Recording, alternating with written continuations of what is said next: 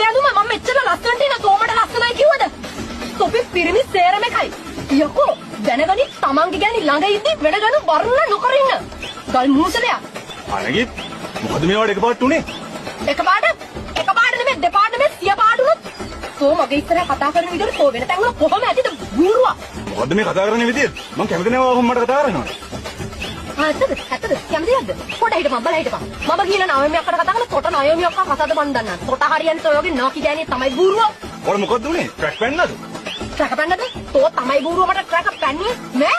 ඵලයන් මෙතන ඉඳලා ඵලයන් තෝෙන්න බෑ අපේ ගෙවල් පැත්ත පලාද පස් පාගද ඵලයිද? සමුදුර පිස්සුදෝයි. මේ මොන මොකලද මේ? මං යනවා යන්න. මං දැන් තමයි තමුසුගේ ඇත්ත ස්වරූපය දැනගන්නේ. ඇත්තද? ඔබ දැනගත්තද මගේ ඇත්ත ස්වරූපේ? අනේ යකෝ තෝගේ ඇත්ත ස්වරූපය දැන් තමයි දැනගත්තේ. තොට ගෑනු කී දෙනෙක් ඉන්නද? තොට ගෑනු කී දෙනෙක් මැසේජ් කරාද? ඒක තමයි අර ගෑනු මට මැසේජ් කරලා කිව්වේ. අනේ නිකන් ඵලයන් යකෝ යන්න තෝ හිතුවද මට නියෙක් හොයාගන්න බෑ කියලා. තෝ විතරද ඉන්නේ? අම්මා මහලකු රැන්ඩියනේ මට තෝත් එක්ක ඉන්න. මේ පැත්ත පලාදින්න දු පස් පාගන්නද ඵලයන් මෙතන යන්න. තෝගේ එකක් කො නෑ යකෝ මම හොද විදියක් හොයන් පෙන්නනවා. ඵලයන්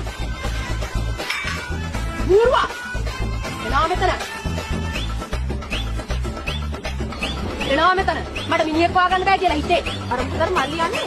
අර මොකද? කොට මිනිහෙක් හොයන්න යන්නේ. කොට ඉන්න බෑනේ මගේ මිනිහාගේ කරේ ඉල්ලන්නේ නැතුව. නාකිච්චි.